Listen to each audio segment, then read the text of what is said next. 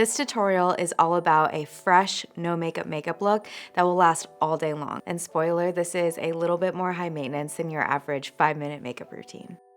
My eyes are already done and my skin is already prepped, so I like to use a lighter shade of foundation in the center of the face to keep the brightness, and then the deeper shades that will match my body to warm up the sides of my face. So I'm gonna start with the lighter shade first. I'm just picking up a little side of it, buffing it into the brush, and then bouncing this onto my skin. The biggest tip with no makeup is doing really thin layers, so that's why I like to glide this over the palette first. So the center color is already applied. I'm going to mix these two shades together. And now I'm applying the base color in the areas where I haven't applied the other shade, and then bringing this down my neck. So when applying concealer, I always apply to the back of my hand. I don't apply directly to the skin because sometimes you can get just too much product all at once. Now I'm picking up with a brush and applying the darkest shade of concealer to the outer part of my face. I'm just adding more coverage to specific areas that my foundation didn't cover. This is gonna keep the foundation looking really nice and fresh. And then I'll use a lighter shade to brighten the center of my face.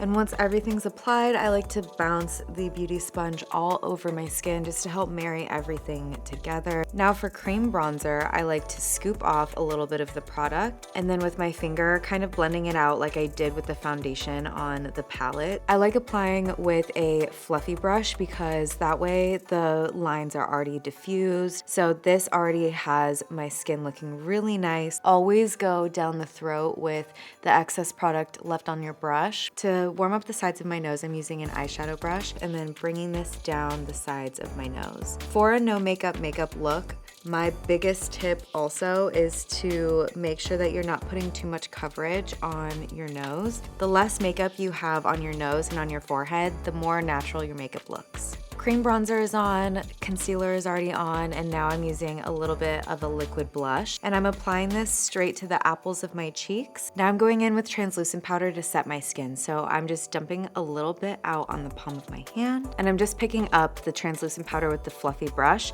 and then tapping that product into the base of my brush. That way when I apply the translucent powder, it doesn't apply all at once, making my skin really cakey. And then I'm just fluffing this and buffing this into my skin. With bronzer, I like to use something that can also mimic the skin's texture and then tapping this product over the same spot that I used the cream bronzer.